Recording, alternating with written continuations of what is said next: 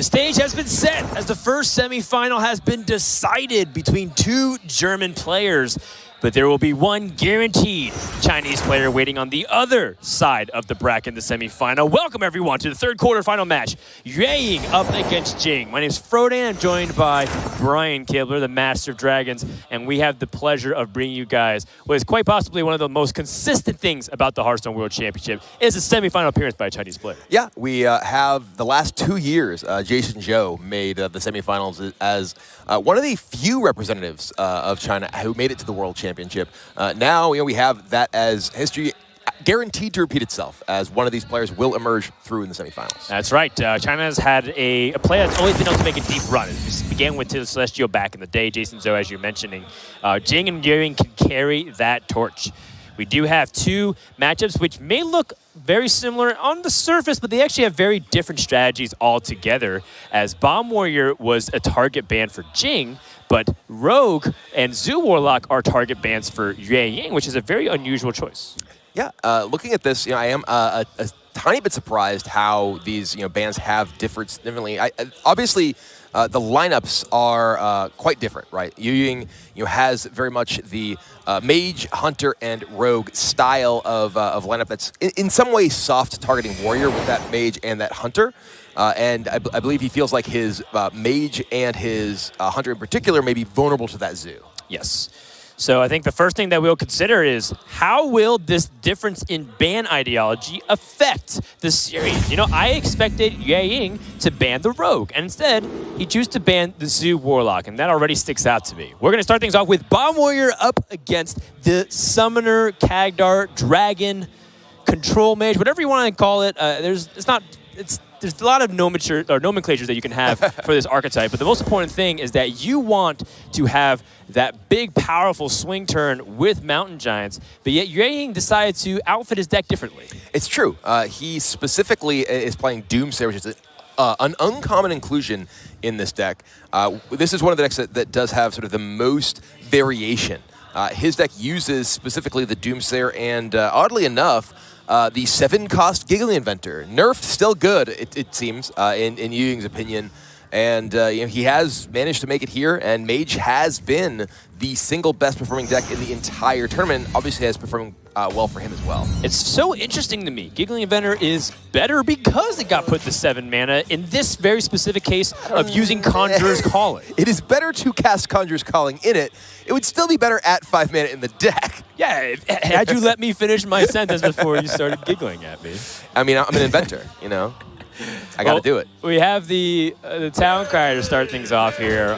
The Rush package has had middling success for the Bomb Warrior, largely because I think Bomb Warrior has a mixture of very powerful tempo options and then the most vanilla minions you could possibly imagine at 3 mana 3/3, 5 mana 5/5, Seaphorium Bombers and Clockwork Goblins. Right. So I always feel like that's kind of been the weird downfall of Bomb Warrior, almost to the point where it makes me feel like people might not be approaching this archetype completely wrong.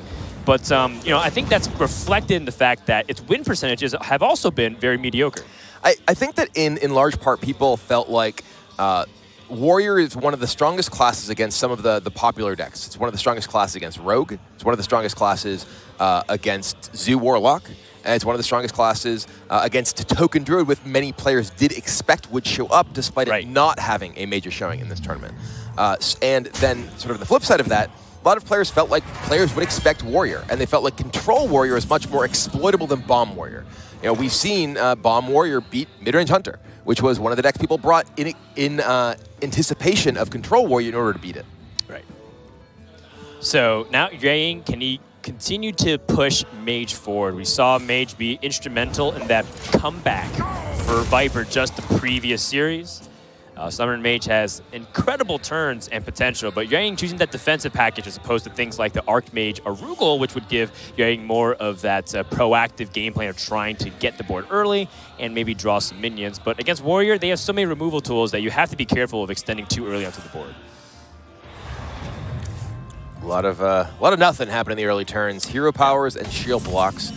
And that does sort of generally favor the Bomb Warrior, most likely, simply because there is at least not Giants coming out. But the problem is that even if this game kind of goes slowly, Jing is the one who sort of has to kill HCT because HCT's deck has so much more long-term value. Right. He has the Conjurer's Calling plan. He has even Power of Creation. He is a sort of greedier version of this mage deck in terms of being able to put the pressure on the removal elements of these warrior decks. Right. And it just completely shifts it to a defensive mage as opposed to, say, a more mid-range style approach that was similar to the handlock back in the day, if you guys are fans of the Mountain Giant, Molten Giant combinations of the Warlock class. Now, Jing, once again, he kind of saw that his opponent was starting off slow, no early Book of Specters. So then, does that give him the flexibility of just sitting back? Now that he has 9 cards, he can still pass this turn and try to save his coin or save other things for Dr. Boom Mad Genius. Yeah, there's not much pressure on Jing to do anything into this Doomsayer, of course. He doesn't want to play a weapons project and not be able to combine it with the Harrison Jones. No reason to give that over to HCT as well to be able to fight for the board. Town Crier, pretty good pickup in the sense that it helps him fill up his mana slot and help him just get that draw out of his deck preemptively, give him more options. There is a little consideration given to do you want to maybe Town Crier Brawl, just to add something that gives you the sort of miracle outcome of a Brawl in a big board. But more often than not, I think that you mostly just kind of want to play it to thin out your deck. This does get him, for instance, a Militia Commander, not what he got, but Militia Commander alongside, say, Weapons Project. Could allow him to kill a big minion that otherwise might not be able to be taken down. When this Summoner Mage does not get Mountain Giant's Gibbler, it seems pretty weak. This doesn't really do much. The biggest thing is this is a Book of Specters deck. The whole reason that you have a bunch of cards that look like they come from Arena deck is because you can really only play minions when you're trying to maximize Book of Specters. Right. And specifically, HCT has some of these more sort of situational anti-aggro cards like the Doomsayers, like the Giggly Inventor, like the Rotten Applebomb. I'm actually somewhat surprised that HCT had chosen to keep that Doomsayer, which he used sort of as a tempo play into a turn where perhaps Jing would have at best coined out a Sephorium Bomber. Yeah, I think... Actually, looking at Jing doesn't play Sephorium Bomber.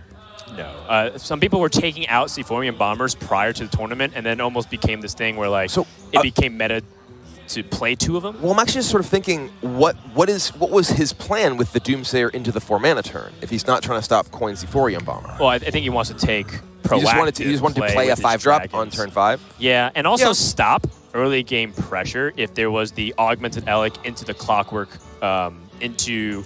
Just like the Caliber. I suppose it is true, but I mean, if there were an Augmented Elec, it likely would just come down on 3. Or coin 3 into 3, if he were just going to play it. But I mean, and frankly, Jing, he had the Augmented Elec that he could have played, but was waiting to hold on to it for Bob's. Yeah, it's tricky because I think in Yang's mind, he doesn't want to give Bomb Warrior that head start in damage. Yeah.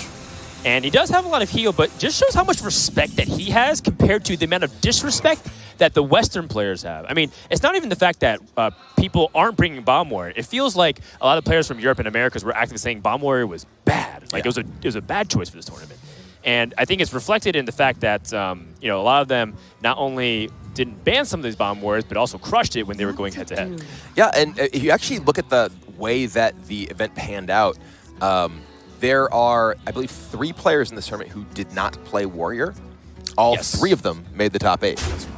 2 of them are meeting in the semifinals. So perhaps the evaluation of Warrior, despite being a powerful class, arguably a top 2 most powerful class, perhaps it is not as well positioned in a field where players are anticipating it as some of these players may have hoped. Well, I think the important thing, because obviously I think the first people who first response to most of that is that this is a tournament environment where it's much more controlled. But that being said, the tournament environment is supposed to expose that there are weaknesses to Warrior. Right. And I think that's going to be the case. However, one of the things that makes it so strong is the fact that Dr. Boom Mad Genius, the hero card from the Boomsday Project, gives so much opportunity and flexibility to this deck. It can allow Jing to play a lot slower, which I think has just kind of been the game plan so far. Yeah, and Dr. Boom does put the pressure on HCT, despite the fact that Jing has nothing in play. This does mean that every single one of Jing's turns is going to be that much more powerful thanks to the upgraded hero power. Right. Once Jing does get to 10 mana, those Omega Assemblies are going to start giving not only value, but also tempo, as all of the minions coming off of them will have Rush. It's such an interesting scenario because both of these decks, make no mistake, this looks like a Control Warrior versus a Big Spell Mage type situation from back in there. Not Big Spell, but just a Control Mage. It's supposed to be both decks going full speed ahead as soon as like turn 3. But neither of them have drawn the substantial minions to actually put pressure on, so they've taken very slow approaches. It's one of the slowest versions of this matchup that you'll ever see. And right now, things are just kind of going turn by turn with nothing very impressive happening. It really does. I mean, looking at Yuying's hand, other than the Calicos and the Khadgar, a couple legidaries. It really is an arena hand, right? And he's got an arena hand against a constructed hand of tons of removal. Yeah, and I mean, so as the game drags on in a neutral position, do you think that Yuying still has that edge in terms of the power that you consider in the beginning of the game when you're saying like they have so many threats that it's hard for Jing to keep up? I mean, the biggest problem is that Yuying has not found his key cards. His key cards are Book of Specters, the Conjurer's Calling, and Giant. Mostly the Book of Specters, because he needs to be able to have the resources to really keep up and put pressure on. He just has these sort of middling minions, and I do think that Jing is not yet putting quite enough pressure on Yuying in order to prevent him from having time to get to that. Jing doesn't have his bombs yet, right? So he's not really doing a ton to stop Yuying from having the opportunity to get to those late stages and make those powerful plays. And what's tricky is the threat of, say, that Conjurer's Calling on the Giggling Inventor. 7 mana minions, there are a handful of powerful ones. There's also a couple of really awkward weak ones. And Jing might just end up clearing it. And that's what he does. He uses Warpath in this position just to clear off some of that minion threat. And also, honestly, his hand was full of just all removal, so if he could utilize it in some capacity, he's going to. Micropod's going for the trade. Yang still looking for his first real true big threat. Okay. All right, Witch Doctor starts to be something that can give a little bit of value and hopefully find some extra threats. If he finds Book, for instance, finds Spellbender, Mirror Image, and Pyroblast. This is pretty interesting because there are very few targeted spells in Jing's deck. Spellbender can pretty much counter a Shield Slam. There's no slams, for instance. This is literally stop your next Shield Slam, and that's a very big deal because Shield Slam is one of the key ways that Jing has to actually deal with a large individual threat. Yep, and also Mirror Image, a lot worse against rush minions that can just get past taunts very easily to stop the immediate threat that's on board. I think the Spellbender seems to be fairly flexible with that Shield Slam, but I guess maybe Yuying recognizes that Pyroblast might just be the way he closes the game. It is worth noting that when you are playing a deck that is primarily just minion-based, things that give you ways to sort of interact outside of those minions are very valuable. And Jing, with Dr. Boom already in play, isn't as reliant on spell-based removal, which does make the Spellbender less exciting an option for him there. All right, Security Rover is one of the most powerful options when you do have Dr. Boom in order to rush in and just keep getting additional mechs. Yeah, Kaboombot in particular is very useful to just get its use multiple times, but so is Security Rover. Security Rover's mech that comes out from being damaged is also able to rush. So sometimes you get to double dip. Yeah, I like the Rover here. Even if you're not playing it right now, it's still just quite powerful. Yep. But I think that he can play it now, and it ends up being kind of an obnoxious roadblock for Yuying here. Yeah. He can immediately rush into the Fire Tree Witch Doctor. I'm gonna go with Darius Crowley though. Interesting. I was also considering Militia Commander Weapons Project, but I think Jing might be feeling like this is a little bit more expensive, so get it out of your hand. Force your opponent to trade into it. You're not expecting Darius Crowley to have much more upside. It's just more of the deal with this right now. Here's Conjurer's Calling. So one thing that's kind of a big setup is how can Yuying utilize Caligos? Caligos is a huge defining card. Obviously, the Caligos Pyroblast is what many consider to be a dream scenario. in this matchup, with these kind of life totals, not going to be super relevant. But, I mean, Kalecgos staying on the board can be relevant in itself. Yeah, though I really like just Kalecgos into Conjure's Calling because you end up splitting into 2 big threats. And yes, your opponent is able to possibly have Brawl to deal with them, but, well, they only have so many Brawls.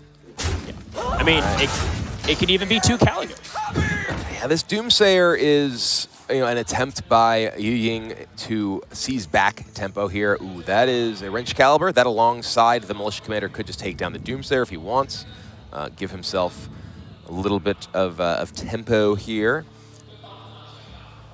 But I think we may see Jing sort of hold off. There's not a ton of incentive for him to clear off just the Doomsayer because he has no minions of his own. It does just protect a 2-3 on the opponent's side.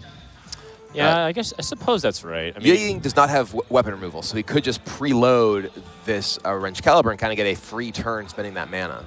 I kind of like if he's going to set up this Wrench Caliber and try to set up ideal bombs, I think the Weapons Projects will become a very dead card in his hand. So if he utilizes, say, Weapons Project and Militia Commander this turn, it feels like he can slowly squeeze out more of that use of the weapon hits before he holds onto the Wrench Caliber for that inevitable big shuffle play. Though, I mean, playing the Weapons Project and Militia Commander, yeah, you can kill the Doomsayer, but he's essentially leaving his opponent with a 2-3 and spending this turn and these cards in order to do this. He's just going to go base and, okay. Oh, he's using this to get the armor. He's like, he sort of, I think, came to the sort of half and half conclusion that we did. You were like, well, if I play Wrench Caliber now, I'm just going to be stuck with Weapon Project in hand. That's particularly important to avoid, given the fact that he has Omega Assembly. Right, that's true. All right, well, Kalecgos finds... Oh, Splitting Image is so interesting. Splitting Image is interesting. Unexpected results, not as exciting, considering it gives you small stuff your opponent can just rush into.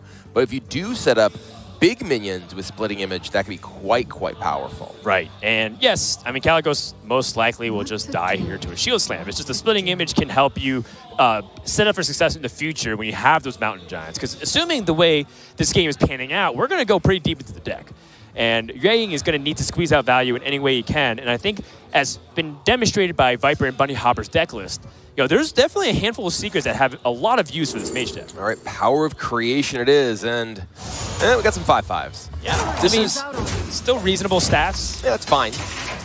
And he could have Conjure's Calling there, but the fact that he had Power of Creation, you're getting an 8-mana spell out of the way and forcing your opponent, okay, deal with this, right? Right. And say your opponent uses a Brawl. Well, you still have Conjure's Calling, both halves, and the Khadgar to make an even bigger board if your opponent does have to commit a second Brawl. And there's a second Wrench Caliber, so some awkward spots here.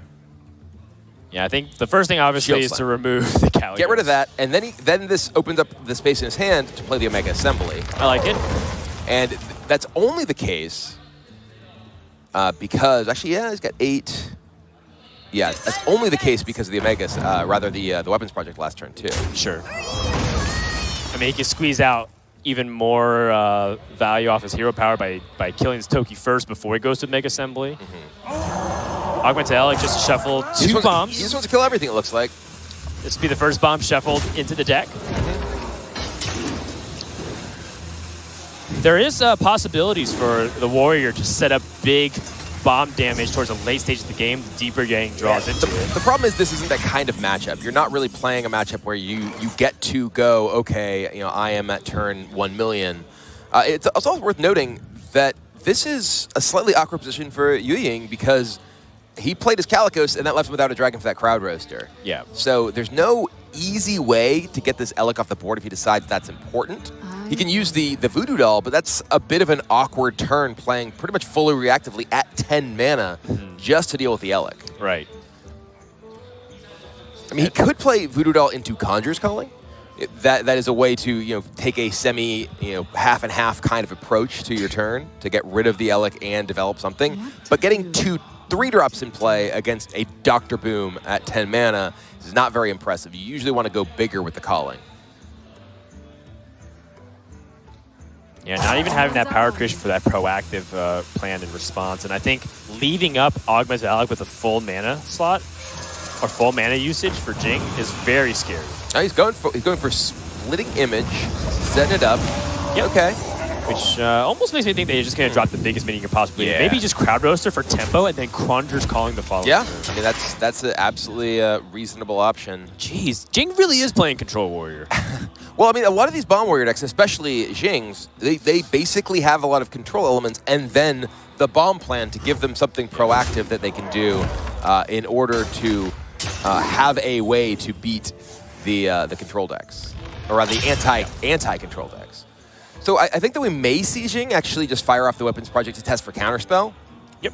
He tested for Ice Berry, obviously. Yeah, he certainly does not want to get his Omega Assembly counterspelled because that's an absolute disaster, and this is his lowest value card. Right. Also, it's then overriding Yang's extra charge. The Boom Reaver. Boom Reaver. So that, there's not that many really big things in Jing's deck, but we see that he has a hand full of low-impact stuff. And getting Boom Reaver allows him, if HCT has another one of these turns where he tries to play to set up for the future, it makes him have just a powerful proactive play that really puts HCT on the back foot. Yep. So no mirror entity or any on-play minion activation for that secret. So Jing gets closer, knows that it most likely is splitting image, or the possibility of that Spellbender. Oh, Power Creation. Number 2 with Khadgar. Yeah, I think that's exactly if what he wants to go for it. I think so. He has not seen a Brawl. There are still both Brawls remaining in Jing's deck, but you're playing a deck that really has a lot of important Brawl boards. He does go, ooh, okay, Violet Warden. Pretty Just solid. The biggest body. This can't be Warpathed away. That's a big element of the 7 health here. The Boom Reaver can chew through it. It can. Especially if it pulls a copy of Blastmaster Boom. The spell power is actually kind of interesting with the Pyroblast. Yeah, 12 damage. There's still a lot of life on Jing's side. I mean, I feel like Boom Reaver almost has to be what Jing wants to go for here. He wants to save the Brawl for something bigger than this. Not that much power on the side of the board. This is a great opportunity to play the Boom Reaver. It does mean that you are possibly activating a splitting image if there is one on that side. And it's either splitting image or Spellbender, and there's really no great way to test. All right, well. Oh, I always love myself some Pinata action. I think they always have a potential to disrupt the game completely. And the X factor that a lot of people consider when you have like Hagatha or Dr. Boom. And he's going for it. I think it's a great pick. The question, though, is, how does Jing manage this here if there is a splitting image? Right. Pinata, well, just gives your opponent another full 4/7. I mean, he tests for the secret, too, sees that it is splitting image. Oh, the Elec. Extra bomb. That's 5 bombs in the deck. 30 damage. Isn't that just 4? No, it is 5. Yeah, he swung the other one without it. Yep, there are 5. Alakir comes into hand. That's pretty useful. I would say on average that's better than what you would hope for. There's a lot of legendaries that can do powerful effects, but none that really synergize too much. And still no dragon. That Crowd Roaster is stranded as far as the battle cry is concerned. HCT does have the ability to just take out this Elec. Right. We must band together. Is he going for this Khadgar calling? All right. Well, got ourselves. Oh, wow. Okay, there's some burst at least. Oh, my God. Savannah Highmane. That is the absolute best case scenario for HCT here. He gets a board that is incredibly resilient to Brawl. Yes. Very much so. Wow. And he gets chargers to put on pressure. And almost anything that survives here doesn't die to the Wrench Caliber, unless it is the Khadgar. And there's, wow, oh. Well, Jing may have, if he wants to answer this full board, he may have to use Brawl and Warpath. And those are 2 very important resources. He did pick up the Militia Commander, so Militia Commander plus 3 Warpaths will clear off everything except that one individual copy of Highmane. And if he uses Warpath with the Wrench Caliber swing, he can reduce it down to just 2/2s. Yeah. Not the end of the world, but definitely not ideal for Jing. All right, Warpath it is.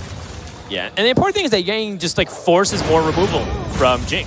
Yep. And you know, if he ends up sticking things like Mountain Giant with no shield slams, with no brawls, that becomes really tricky for Jing.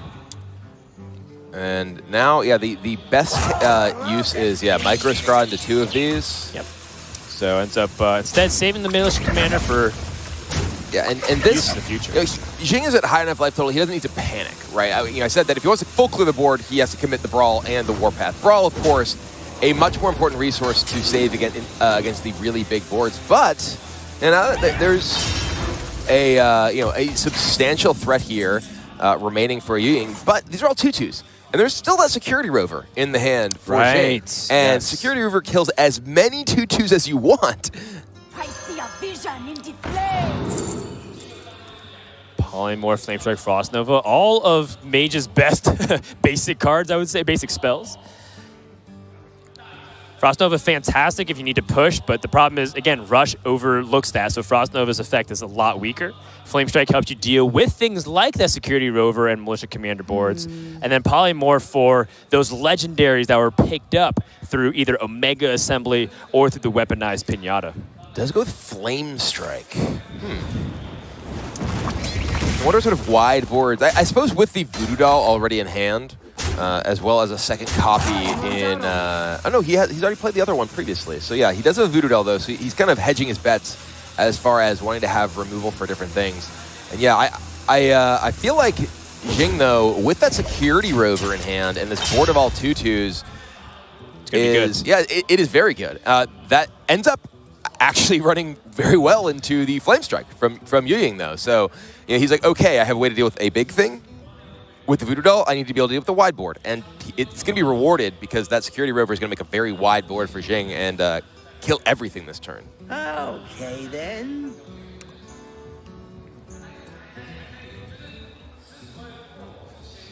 Yeah, I mean, Jing also is coming up to that point where he has a lot of bombs invested, and because he used Warpath, he won't have that ability to go for that big pressure play of Blastmaster Boom, plus killing his own boom bots. I wonder how much that's going to play a factor. Yeah, he's going to hold off on the Security Rover. I'm a tad bit surprised because this feels like such a great opportunity to use Security Rover and create just a really powerful board. Right. Book of Specters. Oh boy. Is a draw for HCT. I mean, if he drew both his power for creation. Yeah, there's only one more Book of Specters in his deck. Mountain Giant. Bomb. You do not get to discard that. That blows up on you. Another bomb. Okay. Oh, but Ziliax. Third bomb. This is not necessarily good for Jing here because he still has Blastmaster Boom in his deck. He wants there to be as many bombs, at least 3 bombs in the deck. There are still 3, exactly 3, I believe. Are there 4? Oh, yeah, new one went in last turn. So, with 4 bombs left in the deck, Blastmaster Boom is still full power. I wonder. And I think, with that Brawl in mind that you were mentioning earlier, Yang is still cautious on whether or not he wants to commit very hard on the Mountain Giant or try to see if he can go a little bit wider and make it uncomfortable for Jing and bait it out. But it's like he's got Mountain Giant and then a slew of very mediocre minions. Right. I guess Cardoso is not exactly mediocre. It's just that Jing's been saving that for like removal because he knows that Jing has a couple of cards that he's been holding on to. It's a very defensive play from HCT here. Is he trying to like fatigue Jing? It feels like it. That seems tough when Blastmaster. you're getting bombed. There's Blastmaster Boom. That's a big boy. Yeah. And there's still 4 bombs in the deck, so that's a full board of boom bots. And this is a apple bomb for HCT here that can soak up a bit of damage from boom bots. Right. But there's still the possibility of just a lot of damage going face. Yeah. I mean, it could be lethal, right? If all 5 boom bots hit the rotten bomb and goes face for 4 every time, it's a very unlikely scenario. But we've seen some crazy things here at this World Championship. Hope you guys enjoy the fireworks. Boom. 2. Solid. A little below average. Okay, 3. All right. I was kind of joking, Gibbler. Ooh. All right, that was kind of meh. And a 4. That's some big damage coming up from 3 these boom bombs. bots, plus an extra from the kaboom. Yeah. Alexstrasza, but doesn't do anything in this position except activate the Crowd Roaster, which is actually kind of a big deal. That actually is a big deal. Simply the fact that he drew a dragon here is important because it means that HCT has the opportunity to take out Blastmaster Boom and even just Conjurer's Calling if he wants. Yeah, that is true. There's kind of the X factor of that Alec here, though. That's definitely not something that is on your radar when you're playing against a Warrior deck. And Jing has this sort of ace in the hole with that Elemental Lord. And you have to also account for the fact that there's still 4 bombs in the deck for HCT. Ooh, Exotic Mount Seller. Jing could push 8 damage this turn. Yeah. Put HCT down to 6 life, and then go for gold. He does know that there's Alexstrasza remaining in his opponent's deck. And your opponent just played a far left Crowd Roaster. Maybe it just got turned on. Okay. I mean, the Dynomatic pickup may hone in the Boombot damage. Yeah. So that you can get the Boombots to ideally aim for your opponent's life total. I like that to start things off. Plus, your Boombots are mechs, so the Dynomatic can help clean up the damage first, and then go face. There's also just still that Boom Reaver, right? Right. I'm a little surprised that we didn't see that played earlier, but now it does give you an opportunity to have a very good chance of cleaning up your opponent's stuff. All right. Okay, so now the Dynomatic can trade in. Jing can use the Militia Commander to trade into the Exotic Mount Seller. Yes. And then just clear off the board, send the bombs to the face. Is he trying to set up a big boom? No, he decides, all right, I'm going to play removal here. These are going face. 4 out of 12 are bombs. Bomb number 1. That's actually, could be good.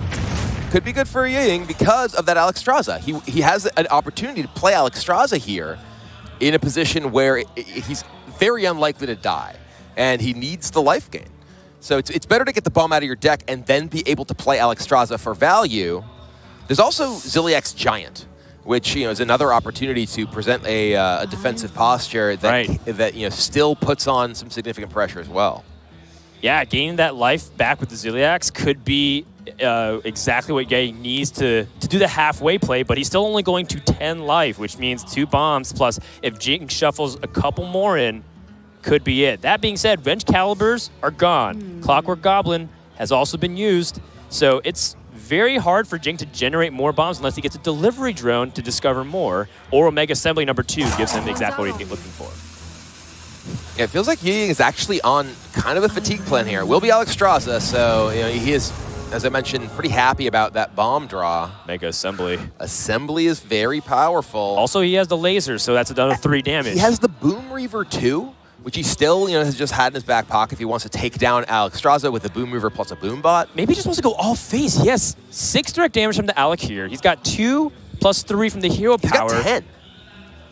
Right? I think it's 6, 7, 11. No, you're right. And one bomb would end the game. Would end it. There's 3 bombs left. That's a 30% chance to win just off the next draw. And you've seen Alexstrasza used, and you still have 2 bombs in play. I mean, and you're 36. And you still have a contingency plan too. A lot of times when you go for these bomb plays and you're like, okay, that's my only last out, but Jing still has Brawl. He still has a Mega Assembly. He still even has the Boom Reaver, although I'm sure he's running out of minions. I think there's only 1 Dynomatic left in the deck at least, and the Eternium Rover that he hasn't played. All right. I like this.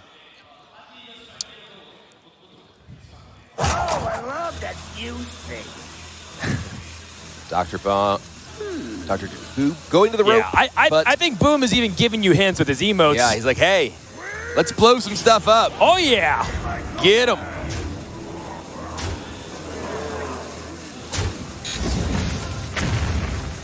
Oh,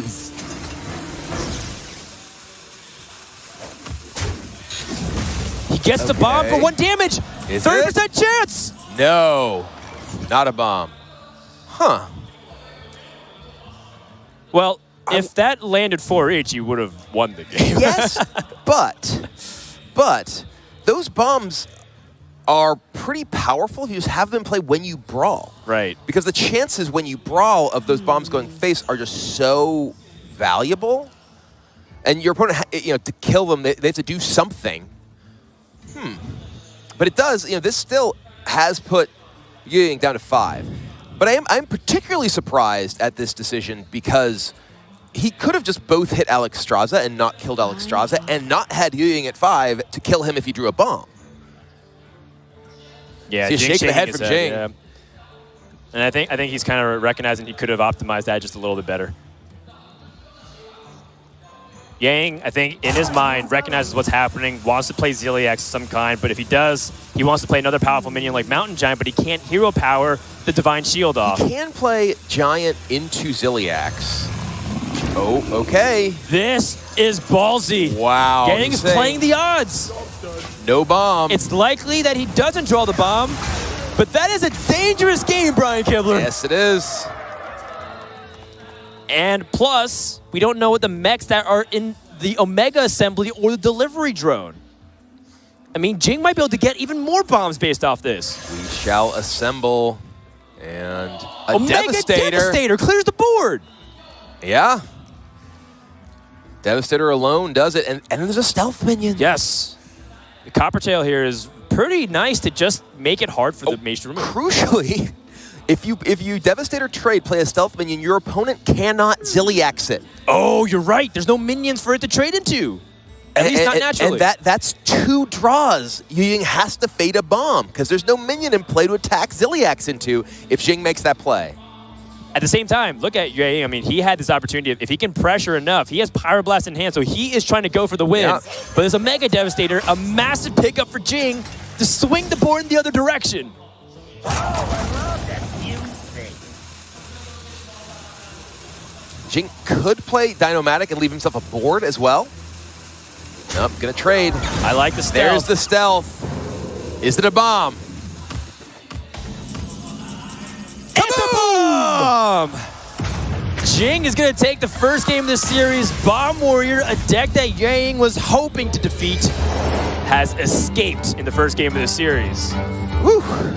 That is the second time so far in this World Championship we have seen a game that goes down to, is that card a bomb or not? And every time, I get a little rush. I think that's what the designers intended it to be. Jing able to destroy Yuying's chances of stealing that game despite having a slow start, but the slow start on both sides. You know, we're kind of talking about the longer the game goes, who ends up being an advantage. Yes, Mage has all these power plays, but they run out of draws to reduce the chances of the bombs being able to land for max damage. Yeah, and I feel like there were a number of opportunities for both players to give themselves perhaps a better chance to maximize, whether they blow up, whether I don't blow up. And, it's definitely a very tough spot. This is, battling for a spot in the semifinals of the World Championship. But I think both these players have an opportunity to tighten up their play. All right, well, that's just game number 1 here in this best of 5. What's going to happen in the second game? We'll find out when we return to the World Championship.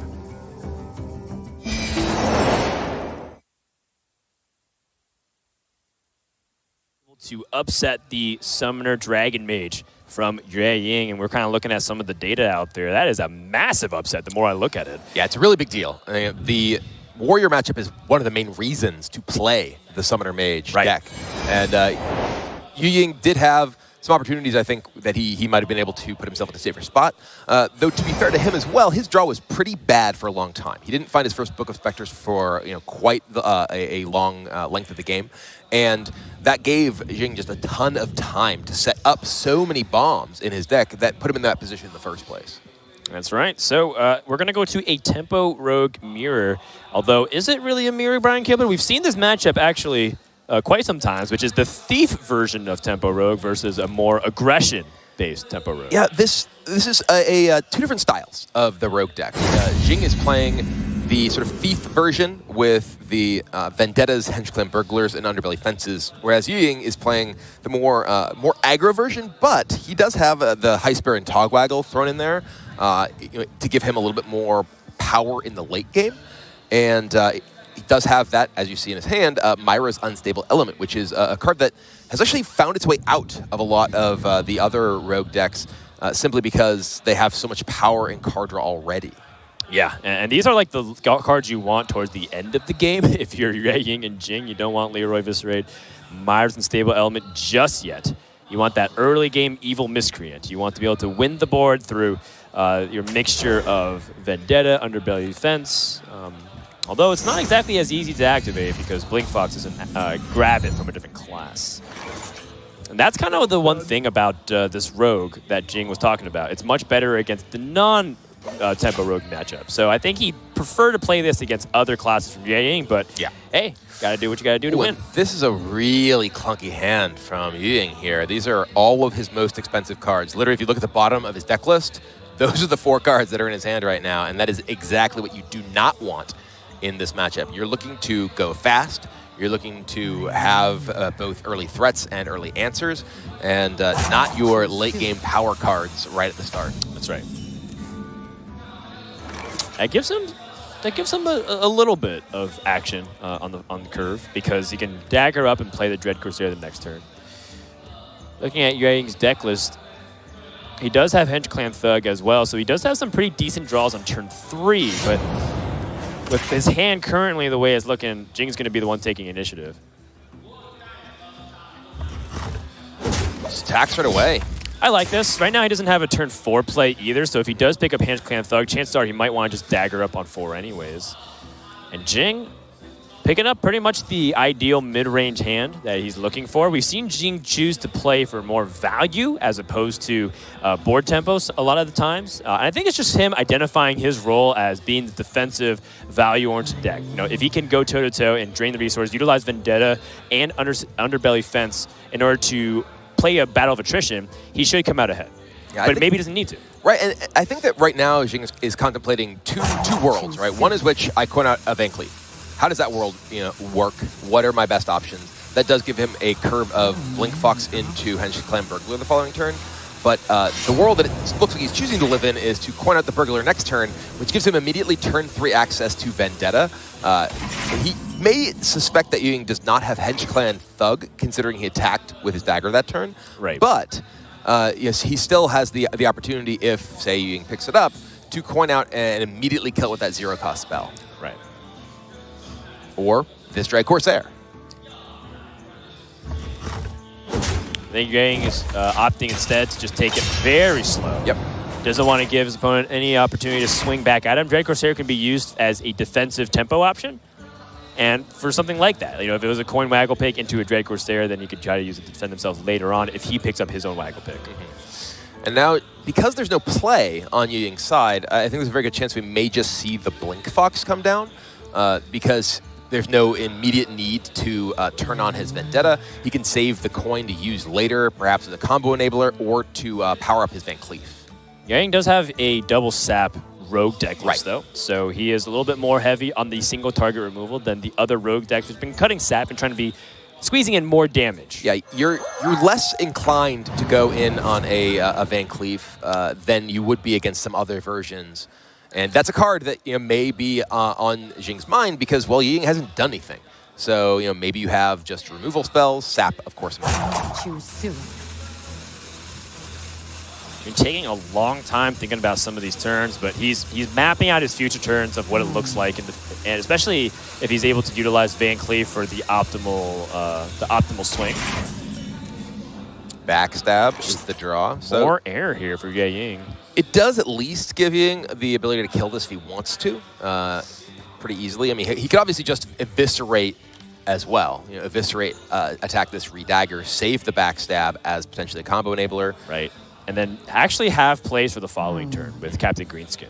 This is a little bit of a, kind of what HCT is paying for by having that unstable element. He's accepting that he's going to have a dead card for a while, but it is one of the most powerful cards in the rogue class. Right. Element is extremely powerful, but I feel like we're seeing, there's a lot of elements that HCT has in his deck that are power-oriented, right? And frankly, they're all in his hand. And the Myra's is at its best if you just have, I have a deck full of tons of cheap stuff. I play all that cheap stuff. And by having Myra's alongside Heist Bear and Togwaggle, it makes it just that much more awkward to try and utilize it effectively. I wonder if HCT's going to go for this Dread Corsair now, because then he could use Captain Greenskin to fight for tempo on the following turn. But it is coming up on the Waggle pick turn. Yeah, and also I think there's some desire, well, maybe I just save this to Greenskin up my dagger, so I want to redagger if that's my plan, to get max power out of it. Eviscerate is the draw for Jing. Looks like a fairly... well, I was going to say fairly easy turn to just play a Burglar, but he does have the opportunity to coin plus Pogo Hopper plus Edwin and make a big threat. Yeah, I think the big threat here is a little bit more suspect for Jing because he sees Yang's not developing, which means he probably is holding more reactive cards. Then again, he also played backstab from the far right, so it's very confusing information for Jing, and I think that's why it's taking a long time. Pounce is very strong, just as a tempo option. Bloodlust, less likely to be awesome in a lot of instances, but if you do end up with a Miscreant and a bunch of lackeys, there are no copies of Fan of Knives in Yueying's deck. So that does give a strong opportunity for Jing to have that as a finisher. But Pounce is just such a strong tempo option that, yeah, it is the choice that Jing makes. I just want to pull up an interesting statistic. In the Tempo Rogue mirror, in the sense, when we say this, we're taking just from HS Replay, Myers Unstable Element is actually the worst win rate card off the mulligan.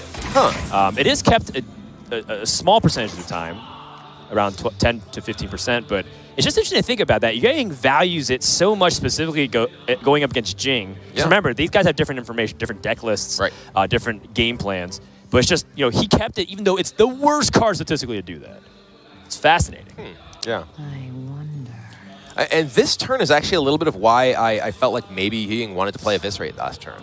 Right. Because if he had played, he's going to go with the Dread Corsair now, but if he had played the Eviscerate rather than Backstab, he could have just played Greenskin Backstab. It's better tempo. Yeah. And also, more damage on the backswing with a Waggle Pick. This is a very common occurrence that we see with Jing. It feels like he plays Hand Rogue. Like, at this point, why not just stick Mountain Giants in your deck? Because I feel like Jing constantly has 7 to 9 cards in his hand at all times. All right, well now this can be a big Edwin turn at little cost to you because you're playing the Vendetta for free. You could even play the Raiding Party if you want, and then coin out the Edwin. Or go wider on the board, play either Pogo Hopper or SI and use your coin in Edwin. Yeah, the thing is, the Raiding Party doesn't exactly benefit too much because he already has a Waggle Pick in hand. But the nice thing is that he can... his hand's also telling him to do a lot of damage. He's got Eviscerate and Pound, so I kind of like some kind of setup to pressure because he does have a hand that can win the game in 3 turns. Yeah, I feel like he's going to go with Raiding Party. I kind of liked SI more, if only because it gives you multiple threats in play right now. And, reactive cards that make a lot of sense to be in your opponent's hand, well, sap. Ooh, even gonna pounce. Okay, well, this is just obviously he creates a very powerful board right now, and he is setting up for a powerful turn next turn with Waggle Pick into Dread Corsairs. But he's gonna get the bad news that there is a sap here. But fortunately for him, nothing else. Yeah, and this is just a very, very awkward hand again. We've been harping on it, but when you're floating 1 mana on turn 3, 2 mana on turn 4. A few more mana on turn 5, and now 4 on turn 6. It feels like Yueying's been stuck on 1 or 2 mana crystals every single turn. Yeah, and that's just his opening hand was just, as we had mentioned at the beginning of the game, the 4 most expensive cards in his deck. These are not the cards you want, and he has drawn a bunch of reactive stuff. And while that has kept him alive to this point, it has not really put him in a situation where he is able to really do anything proactively. Yeah, and now with 1 sap being used, if I'm Jing, I'm thinking about ways that I can set up a big Van Cleef on the future turns, although it doesn't look very clean right now. This double Dread Corsair turn, though? Yeah, it's interesting because he's 1 mana short of being able to Waggle Pick into Dread Corsair, and the Van Cleef again. I think it's just this is a powerful enough turn that he just wants to go for it and push because there's no need to just try and make a big Van Cleef again, force your opponent to deal with this. Funny enough that, with things like the Pogo Hopper, that is like a target that the Waggle Pick could hit, and I wonder if Jing's hesitant to play things like Pogo Hopper because he'd rather bounce Evil Miscreant or SI7 Agent, or even just the Hedge Clan Burglar. Yeah. Pogo Hopper is also a decent, just relatively cheap enabler for his Miscreant if he wants to get that going. He could be just bouncing his Pogo Hopper and make it bigger. Pogo Hopper, 0 cost 3/3. Oh gosh. Van Cleef, this is just such a... I have to feel for Yueying here. He's just had a terrible string of draws, but he has, I feel like, set himself up for this to an extent because of that Myra's Keep because of the Myra's Ice Bear and Togwaggle build of his deck. Exactly. Choosing to put Togwaggle in his deck without having, more of that support. We've seen players choose Heist Bear and Togwaggle, but put Evil Cable Rat to make sure that they can guarantee Lackey activations. Without that, Heist Bear and Togwaggle is a very subpar card. Yeah. It's a 6-mana 5/5, and that's just not good enough. Not even close. And now Jing, his hand is coming together, but he had like a pretty decent hand, but he's playing so slow to the point where Yang I can still see Yang coming back if he gets like double prep with big stuff off the Myers and Stable. I don't know. I feel like this is a very hard game for Ying to win at this point. I mean, this could be Burglar into Prep Eviscerate Edwin. Finds a new challenger. You can prep that out. I think I like the Prep Eviscerate Van Cleave. You saw a sap already. Yeah. But your first play, I think, is spot on here. The only awkward thing is the weapon. You kind of want to swing so you can get more damage in. But I think the Van Cleave more than compensates for it. You still set up a lethal. And if you hit the Pogo Hopper, you just replay the Pogo Hopper as a 3/3, and it's glowing. He hit the Pogo Hopper, so that gives him another 3/3. Another 2/2 buff. An even bigger Van Cleef. This is lights out. Yay needs Vanish. Yeah. That's a Dread Corsair. That's not going to do it. So Myers Unstable Element can draw Preparation, and Evil Miscreant can get you a Lackey, but you still have the mana to play that. Yeah, there's really, with a full hand, doesn't even get that many cards off the Myras, and that is it. Jing is going to lead the series 2-0.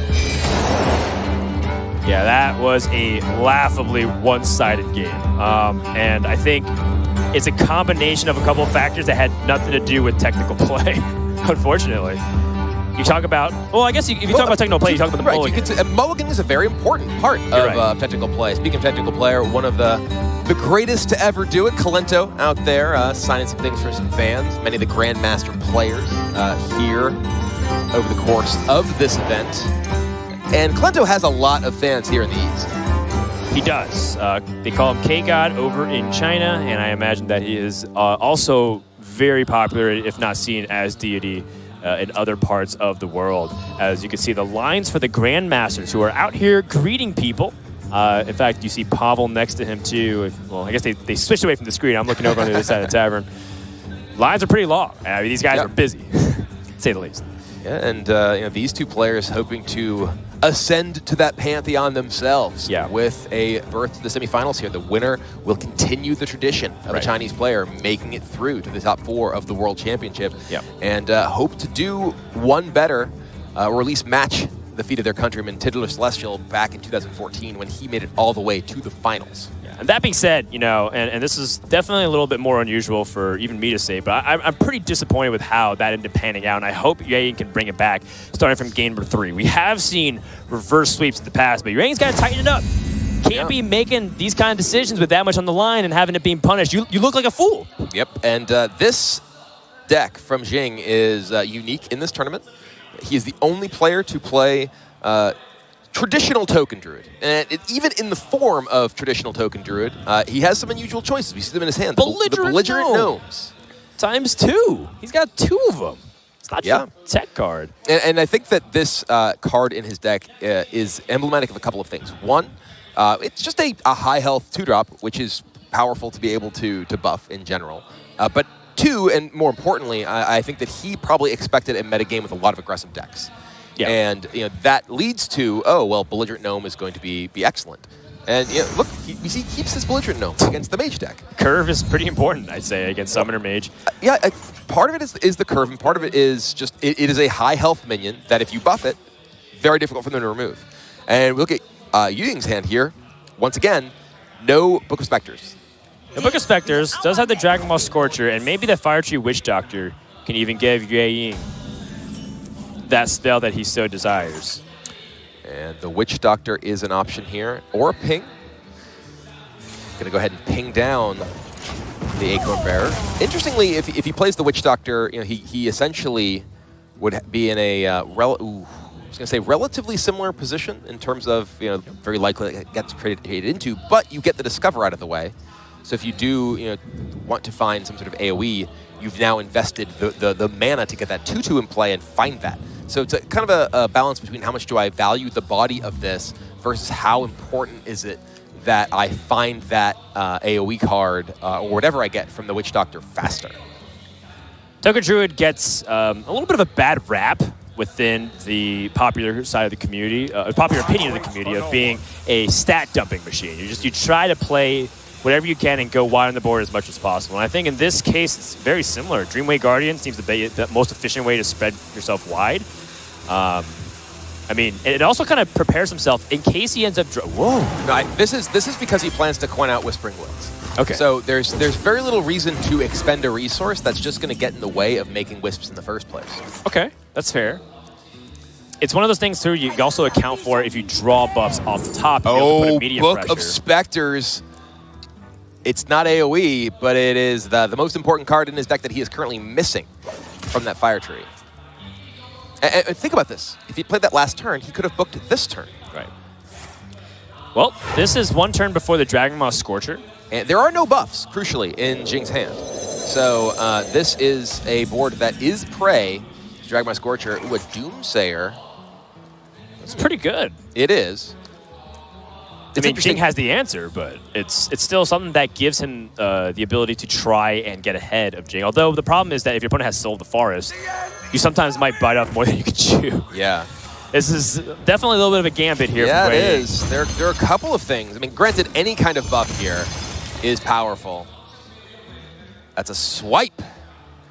Yeah, Jing had the answer anyways with the Hogsteed. Yeah, and I think that... I wonder which he'd rather play. Hogsteed allows him to develop a board. He can punch down the 2/1. So Hogsteed is better in terms of development and leaves you the swipe to potentially answer a larger minion in the future. But no buffs in Jing's hand does mean that Yuying has that answer in the form of Dragon Moss Scorcher in his hand. And I do want to point out one of the major differences in the lists of these players. We have seen 2 players with Summoner Mage make it through already to the semifinals in the form of Viper and Bunny Hopper. Both of them are playing Rabble Bouncer in their decks. How much better would Rabble Bouncer be than Giggling Inventor? Oh, well, I mean, if you're Hunter Ace, you play both. Yes, and that's an option. In fact, Hunter Ace and Bloody Face both have Summoner Mage. Sure. So that means 3 mages will be guaranteed going to the top 4. I actually believe that every single player who brought Mage who could make it through made it through. Yes, there's 7 players, and I think 6 of them made it through. The reason why is because 3 of them were in Group D. Right. Quite an amazing statistic. Quite an amazing swing on the board. Yeah, Dragon Moss Scorcher coming in big. Really big deal. There is a swipe here. Another Belligerent Gnome. Yeah, which is okay. I mean, these seem... Again, fairly mediocre. Not for this matchup, that's for sure. Yeah. And I mean, Yang, I guess, doesn't really need that Rattling Bouncer right now. What to do? And there are enough cards in Yuying's hand that Mountain Giant can come down next turn. He is in an interesting position that all 4 of his spells, or rather all 6 of his spells, because he is playing both copies of Power of Creation, are in his deck. So he doesn't necessarily have the safe Book of Specters into Mountain Giant that lower spell versions can often make as a play. Right. I mean, that's the thing about Mountain Giant. If you're going to be playing against a token-based deck, it feels heavily inefficient because you're not going to be able to race them fast enough, and then trading into them is pretty poor. So I think Yang would rather favor Book of Specters, but like you said, that adds additional risk because of his deck-building process. Yeah. That's I heard countless times on Kipper's stream where he's talking about, like, I don't know if Power Creation is something you want to put in Book of Specters. I think, oh, God. All right, but Jing, he's going to go wide in this board. He's already seen 1 copy of that Dragon Moss Scorcher. Right. There are no copies of Mind Control Tech in Yuying's deck. He is playing the Doomsayers instead. And one of those is gone already with no real way to support them further. He does have the Fire Tree Witch Doctor if he wants to try and find AoE off of that. Or perhaps Book of Specters to dig deeper. What to do? I mean, Fire Tree Witch Doctor, I think, could be his first start, like we were talking about. Find something that's just more useful in this situation. I don't even know what he could draw off Book of Specters that would get him in a better position right now. goes for it, finds Book of Specters, finds Ziliax, and second book is goner. Okay. But now he has less mana to play with the Fire Tree Witch Doctor. So had he picked up, say, Arcane Explosion. Arcane Missiles. Yeah. It's still good. There's a lot of small minions, but he also just has a ping available. Right. That's kind of some of the things that we're getting at. Just like he lost that ability to ping and play Arcane Missiles, and now if Jing had big Soul of the Forest plays, which I see just being drawn, okay, that's a big deal. It is. That's like that's 1 or 2 extra minions that survive because of it. Yeah. And those decisions compound onto each other because Giggling Inventor means it's only good in the situations where your opponent doesn't have a wide board that can trade easily. Giggling Inventor is still just good against tokens when they don't have that many minions, because they don't have that much in the way of spells, though we do see Jing. He's got Swipe in his hand. So he can take out a lot of bodies alongside the Divine Shields of those Giggling Inventors if that is the play that Yuying decides to make next turn. All right, well, he's going to go with the most stats he can. Keep her into Soul the Forest. I like it. And does he decide that he wants to make any kind of trades here? It does. He does have to think about the spell that was discovered, but... Yeah, if there's some sort of AoE, he definitely doesn't want to trade his board in and then get AoE down. Yep, just going to go in.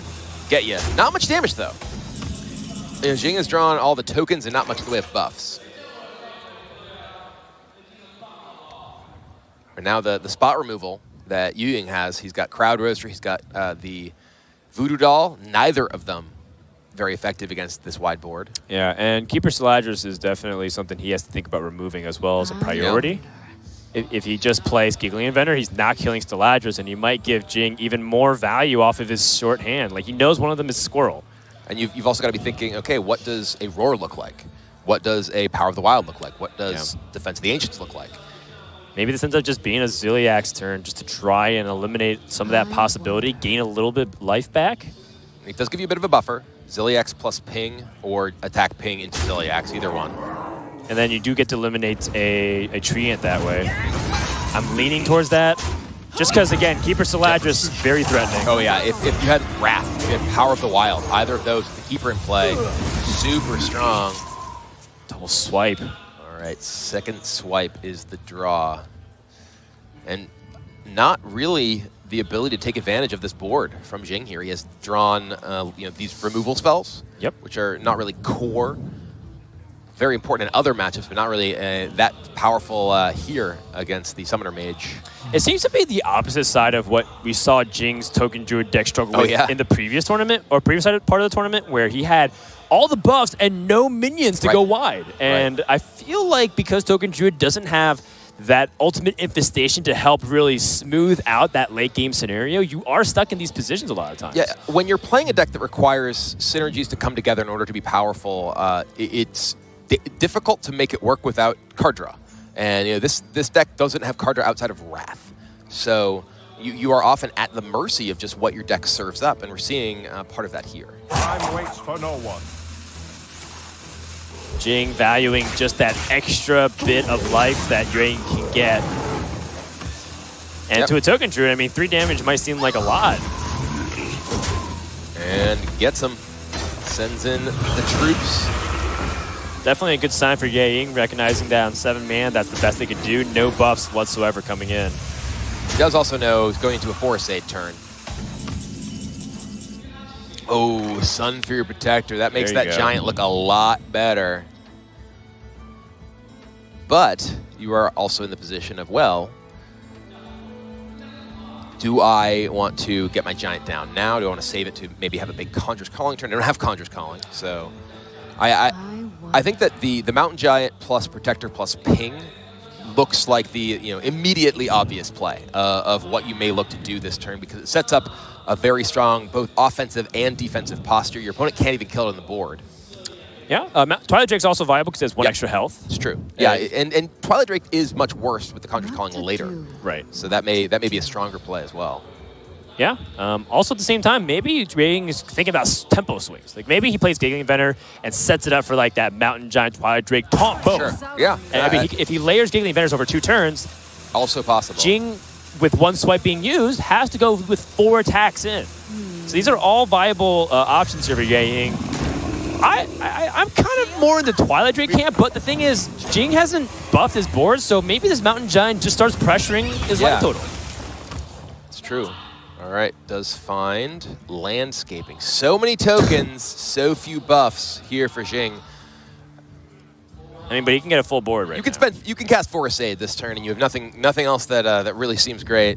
Your opponent also used a taunt on this giant, which makes the threat of Conjurer's Calling feel like at least slightly lower. It's like, okay, well, you at least committed this, but it does look like he's afraid of Conjurer's Calling and is go ahead and take the giant out. Yeah. No, that does make sense. Also, Jing playing for the Conjurer's Calling threat just makes Jing utilize or show that he has a buff or damage. Right. That's the second swipe, which means Giggling Invader now gets really right. That's true. It's very, very true. And I wonder, while you do set yourself up to be vulnerable to a Conjurer's Calling if you do leave the giant up, you're also just sort of stranding your Forest Aid in your hand, which is so hard to use. Maybe that's what Jing's thinking about, why he wants to maybe even trade in these Dreamway Guardians so that he can get the board space in the future. Yep, that's what he does. He does know there's still that spell. That spell remaining from the Fire Tree Witch Doctor, though. So definitely going to be sweating the threat of a mass removal spell. Calico, speak of mass removal, that's a powerful option that can give HCT AoE in a future turn. Right. I think Jing also recognizes without his swipes, and he needs Giggling Invaders, he has to have these 2 attack minions to get through the Noyotrons very efficiently. Well, the 1 attack can always clear the Divine Shield anyway. But. That's fair. But more power equals good for Jing right now. Yep. And now, from HCT's perspective, how does he want to do this? Does he want to Giggling Inventor roadblock all of the attacks that are available to Jing? One of the interesting things about Giggling Inventor, you actually just put a bunch of 1/2s in play, and that prevents your opponent from getting their 2/2s killed, which makes Forest Aid actually stranded for at least one of its ability to generate treants in Jing's hand. I think what's potentially scary, too, is that Jing hasn't drawn a buff, which means he's very likely to draw a buff soon. Yep. All right. Or is he? No, that's another landscaping. Jing is the Lorax over right. here. He just speaks for the trees, He's just like calling all the treant friends. Yeah. Forest Aid here. Biggest board possible. Back over to HCT. And this is a tough spot because HCT does have Calicos. So he can play Calicos and fish for AoE. However, if he plays Calicos and fishes for AoE and does not get it, he can only kill one of these minions. That leaves 5 treants on board. That means that definitely lethal with any kind of AoE effect. But with this Conjurer's Calling... Oh my goodness. Okay. Whoa, hold on. Dream Petal Florist. Oh, come on. I want to see some dank Calicos action. The Forest. That's landscaping into Soul. That is a full board that will not die. It won't die, however, if he plays Landscaping Soul the Forest, Jing's playing with his cards face up at that point because it's this twin spell form of the Forest Aid, and HCT, it's true. Maybe he just counter pushes. He's got some sizable damage on the board. Yes, you're at 30 though, and I feel like you don't have many other options. Like your other play that's possible is the Forest Aid, and you can't even get your guys killed. So I feel like Jing just has to say, okay, yep, you know what I got, but what I got's got to be good enough. Right. What I'm saying is for HCT, when he has this information, maybe he ignores trying to clear the board all the time. Maybe just like pushes damage with every minion, play Giggling Inventor, Conjurer's Calling again, and just counter pressures for lethal. Well, this is for Jing. Is this a question of do I kill this Dream Petal Florist? Can I let this get another tick? And he decides he cannot. Gets that out of the way. It would be the difference between 19 and 15. I think this was Conjurer's Calling number 2. Really important for Jing to do because of the point was mentioned. It's just that HCT could easily find a way to counter swing for lethal if he's not careful. Like a lot of times, if you're so tunneled on trying to finish your opponent, there's some sizable minions that can come out. Yes, again, the second Giggling number Inventor. 2. Play defense. Give me. Oh. Hey, Rafam makes an appearance. Godfrey's like, come on. I want to go into that token deck. Come on. I love these things. Here we go. Last of the Ancients. Finally the draw from Jing. Is it too late? It is definitely not a good spot for him here. If he doubles up on Ancients, I don't even know if that's that good, is the thing. He can only, it takes 2 attacks to get through Rafam, and then every remaining attack goes into an Anoyotron.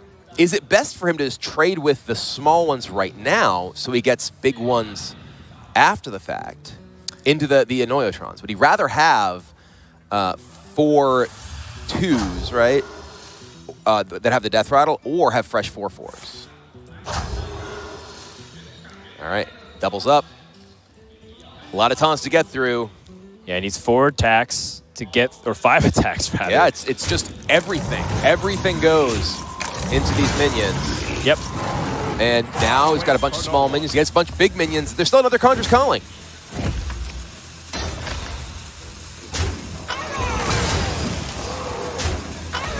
Conjurer's Calling with the Crowd Roaster here. Alex Straza is not going to be able to end the game 13. unless he was a god at Hearthstone and able to arcane missiles to the face twice. Oh man, that's what I'm talking about. If you're like underestimating the power of the mage to turn the gas the other way. Calicos comes down. What's he find? Arcane Explosion, not enough here. Only 1 damage. This is Calicos, not Malagos. But he knows what card Jing's holding, which is Right. the second copy of the Forest Aid, so he can just remove some of the targets, push a little bit of damage, and Calicos is one of those, like, you have to leave this on board, otherwise you're going to give up your win condition. Yep. And he can just Conjurer's Calling this turn. He can trade one of these 7 drops. Yes. Make 2 more 7 drops. Handful of taunts in the 7-mana pool. Finds. Oh, wow. Oh my gosh, if he had the ability to use Arcane Explosion for free. The Moonkin there is plus spell damage. 10. Savage Roar is lethal. Yeah, There's still 10 damage on the play. board. Roar is exactly lethal. Druid Lodi is not. And also, there is a lot of counter swing. So HCT has Alex Straza to close the game if he allows 15 life or 15 power or more to exist on the board. And I don't know if he has much of a choice. I feel like this is just slipping away from Jing here. He can't kill Calicos. He can't do it. Okay. He can use War Druid Lodi and rush and only kill Calicos, basically. Or he can kill the 7/7. Yeah, I mean, there is merit to killing 7/7 just because of that, but now this Forest Aid with Explosion, that is not going to be pretty. And I think that just locks Jing out of the game from that point on. I mean, if he kills the Moonkin, the Arcane Explosion will not clear his board. That is such a difficult thing to evaluate. And it'd have to be exactly Arcane Explosion that you're trying to play around. It looks so much more sense All right, to ignore it. So sad. I got a 2/8 off of my Conjurer's Calling. Well, that's the best possible card you can get when you have an Arcane Explosion here against the Token Druid. Is there a lethal opportunity because he has the +2 from the Arcane Missiles? If he Arcane Explosions Alex Straza's, there's 3 life there's 3 life on the board because there's a Treant and there's a 1 health minion, and there's 3 to the face. That's lethal, isn't it? Explosion. Yeah, so if he play the missiles now. Well, I guess you'd have to play the Alex first, and then play missiles, and then see where they go. Missile is 5. Oh, it's +2 spell damage. This is lethal, I believe. 11. HCT gonna strike back. No. No. He's 1 off. Yeah, he had a bit of armor so as well. Close. Oh, the armor count. Yeah, You're he had right. 1 I was armor. Thinking about 30. Savage Roar. The Savage Roar. 1 turn away. We heard the crowd and their commiseration with Jing's fate here, because this game is all but over. Jing will not get the sweep against HCT. That was close. I can't believe Token Druid hung in there as much as it did with almost no buffs. Jing just had small minions, one after another, and they kept fighting. He got his board cleared by that Dragonmaw Scorcher. When he coined out that Whispering Woods, was only able to get a little off of it. Never able to buff his team. And that Savage Roar was one turn too late. That means HCT survives in the World Championship for a chance to fight for that trophy. Yeah, and that was definitely needed, obviously, because it was elimination, but the mage was struggling a little bit here for HCT, able to withstand, despite not having all of the anti-aggro tools that are up to date according to what people are saying right now with the Rabble Bouncers. Doesn't have those mind control techs. Still able to get the win and potentially begin this reverse sweep train. Yeah, he does need some help still, though, because he has his Hunter deck and his Rogue deck remaining. The Druid deck, we've seen it struggle. We have seen it struggle a lot, in fact. If you combine the record of Jing's Druid deck with the record of Ike's Druid deck, I think it's probably the worst performing overall deck in the tournament.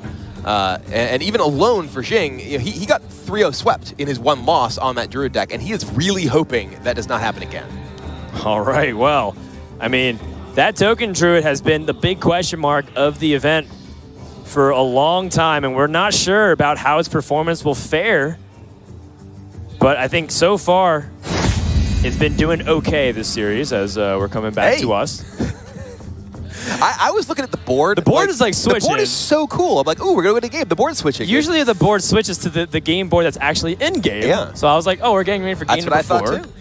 But apparently we're the ones in Orgrimmar. That's right. It's cool. Coming next after this series, by the way, is the last quarterfinal between Bloodyface and Hunter Ace, which is going to be exciting. There's no more America's players besides Bloodyface, by the way.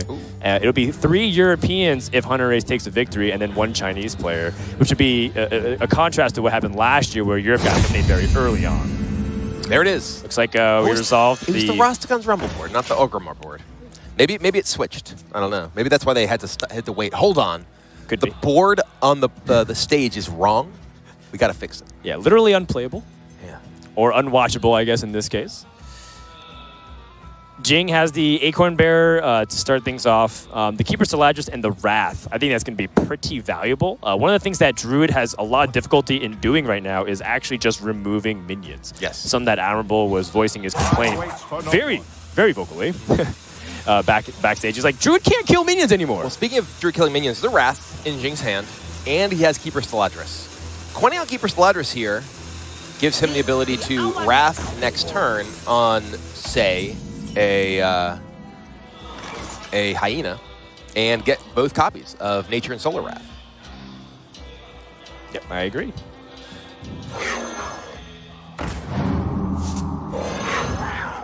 And I think in this position, Yang just does the best to set up the curve.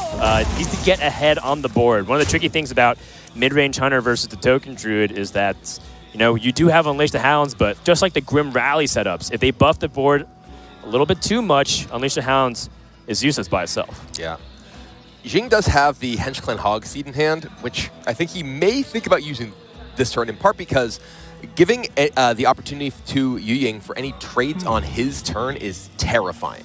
Because the Scavenging Hyena can come down, and if that gets out of range, for instance, if Jing just played Squirrel Squirrel here, it looks great. You got 2 1-1s against 2 1-1s. But if that becomes 2 1-1s against 2 1-1s that trade, and suddenly there's a giant hyena that's out of range of any of your removal. What about just hero power? That also an option. I think the reason why I like the hero power is because he has a pretty decent reactive hand. He has the Hogsteed and the Wrath with the Steladris, and assuming that it's not Misha, well, actually even the Leok, but he still has options regardless. In fact, yeah, it makes sense because if, let's say, a 4 health minion comes out here, he still has Wrath and the Steladris, and then he can utilize the second copies of them to help pick apart the board. Well, Wrath Steladris does not kill Misha here. Yeah, it's an investment in the future, so he has both copies, and then he could utilize it further in the future. The other option, of course, is just to just remove kill it. Misha. You could either hero power or Hogseed it down. The things that must be foremost on Jing's mind are Hyena and Unleash the Hounds, and how he can build a board that doesn't get punished by either of them, or in particular, both of them. And there's also Timberwolf. So there are a lot of ways that HCT, especially as the game goes on and he has more and more mana, can really threaten Jing if he does build a board that isn't, at least in some way, protected by buffs. All right, it's going to be Hogsteed. Comes in. Attacks Misha. Yeah, this looks like he's going to remove it instead. I don't think he wants to take the damage. Yep. Reasonable. And this does mean the board is, at this point, even. Because 1-1 versus a 1-1. Tracking is the draw. Yeah, and this is probably like the last turn that HCT has to set up for Jing's big wide boards, because now we're starting to come up on Whispering Woods. That Hyena is a good look. Is good. There's also Dire Frenzy. Dire Frenzy with the Spring Paw in your hand is pretty powerful, but it's pretty slow. So I think that, especially having seen a Wrath, just Hyena plus Spring Paw is pretty attractive here. Yes. Your opponent only has 1 more Wrath and 2 swipes that could clear off your board, but if it does get cleared, you're in a lot of trouble. Yeah, especially that being said, it's going to be hard to clear because turn 4 onwards is where Jing usually goes wide. And he's not playing the Hyena. He wants to save the Hyena to combo with the Unleash the Hounds. Right. Which makes a lot of sense, especially considering going to turn 4, there's still the possibility of just double swipe in hand. There's the Gnome. Gnome is fairly interesting here. I mean, you just play the Keeper Stellaris into Power of the Wild here. You know, you get 2 minions on the board, which are not vulnerable. They're not small minions. They're not vulnerable to Unleash the Hounds. You end up with a 3-2 and a 2-3, and both copies of the choose 1 cards from hand. Yeah, I really like this. Gets you tempo plus future value. Vicious Scalehide is the draw. Is this an opportunity that HCT wants to take with this Hyena? You know, the Unleash is a really important resource in this matchup because of the sheer number of cards that generate wide boards from HCT. Well, the Hyena will go to 5 life. It gains 1 life for each trade in minions. So if you Hyena, Unleash the Hounds, kill Keeper Stellaris, it's still safe from the Panther. It would need a double buff or extra removal spells, and you already saw 1 Wrath. You can also evaluate what you draw off of the Shimmerfly. I mean, there's like possibilities of, say, multi-shot, and all of a sudden you got pulled out of the situation fairly cleanly. He's going to trade first. Finds Secret Plan. Secret Plan pretty good against Token Druid if you're able to pick up things like Explosive Trap and Rat Trap. What's he planning? Ooh, Snake Trap. Also not a bad option, given that Token Druid likes to trade a lot. Okay, Misdirection is interesting. Misdirection into... So this is interesting because if Jing simply makes a big board here, ooh, another Power of the Wild. Yeah, so this looks like Explosive Trap. It does look like Explosive Trap, but you know that there is a Leader of the Pack in the hand, right? So you could just play the Leader of the Pack, and it would make Explosive Trap really not do very much. Right, and that's what HCT wants. He wants that Jing can go for that buff, and then tries to say, I'm clever. And if he goes really wide on the board, well, you have Hyena plus Unleash. Right, although... But you don't have... If they're all buffed, that makes it hard for you to really deal with it. I don't know. What does this board look like? So Jing can just play...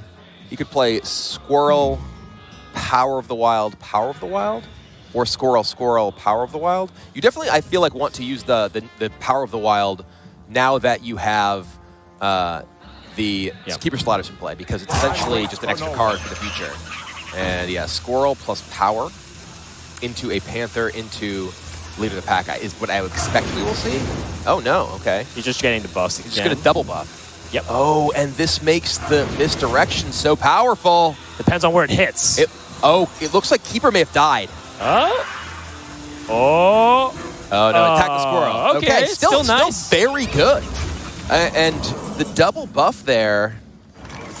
Ooh, the Tundra Rhino. Okay. Double buff, very annoying. Yeah. Is HCT, a little bit too greedy with his Unleash the Hounds here, but at the same time, it's not like Jing gives him an opportunity to play into it.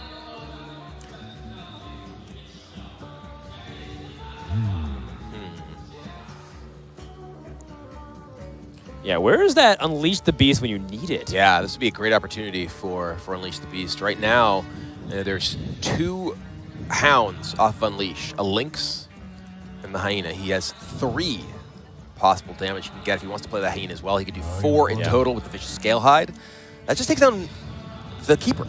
There's still, this Keeper Stellaris is just very, very difficult. Here's the thing. I think now that you know that there's a second buff, you might have to let go of the Hyena plus the Unleash the Hounds combo. Yeah. I think that it's at this point almost a bait because you're trying to think, okay, I need to get the swing, but Jing has so many buffs that even if you pick up the Timberwolf, you're not going to be able to get there. Okay, so he decides, well, I got to at least put some damage into this. Belligerent Gnomes are pretty good. Yeah, just a taunt with the buffs like you were mentioning. Even just Belligerent Gnome here. Like, you can just play Belligerent Gnome, punch your guy, And attack you in the deal with face. it, right. And there's 2 4-health taunts. That's really good against Unleash. You have to have Unleash with so many buffs in order for that to get through the Gnomes. Precisely, and then he has finishers with buffs, summon minions, Savage Roar. Things are turning up really good for Jing right now.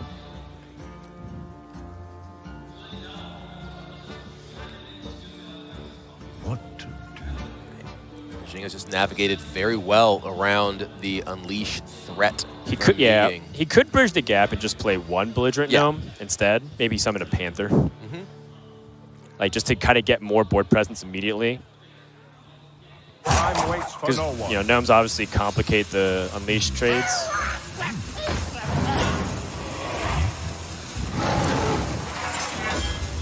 Yep, gonna go in with that plan. Summoning a Panther does make the Timberwolf more threatening, though. Yeah, because Then you only get- have one 4-health guy. That's part of why I like the idea of just playing 2 Belligerent Gnomes. Just so much stronger against Unleash with any kind of buffs.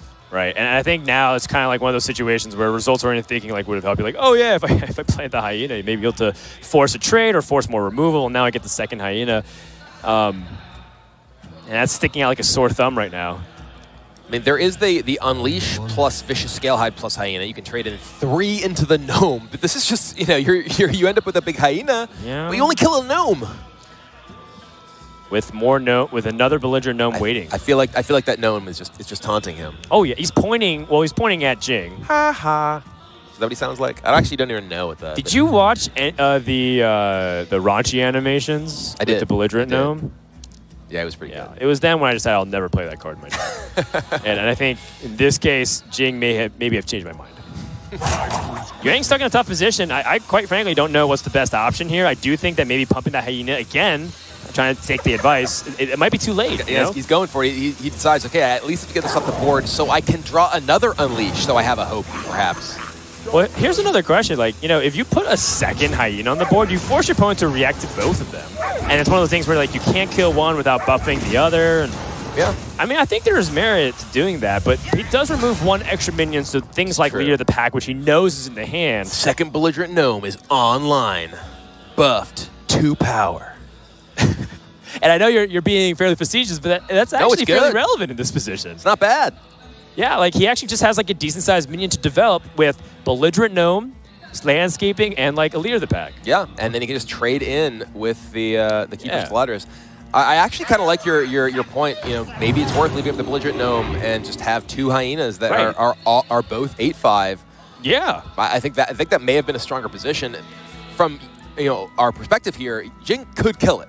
He could just use Savage Roar, take him out, but that would be 2 of his big threats.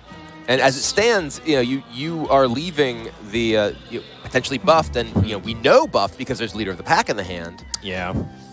It's a rough spot for sure. Yeah, and Yueying has Zul'jin, which is just a very strong card in Hunter's arsenal, but there's not a lot of good spells that were even played.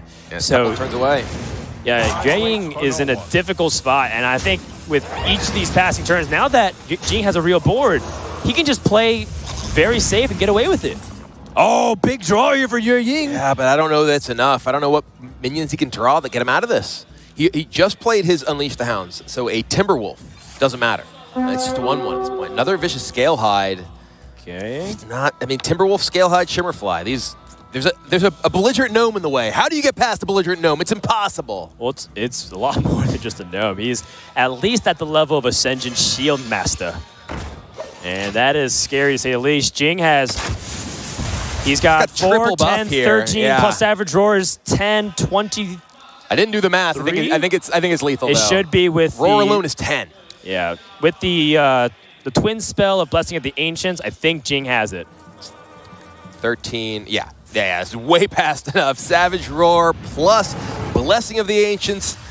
And the hero power, that is enough. And Jing will get past his countryman Yiying and make his way into the World Championship semifinal.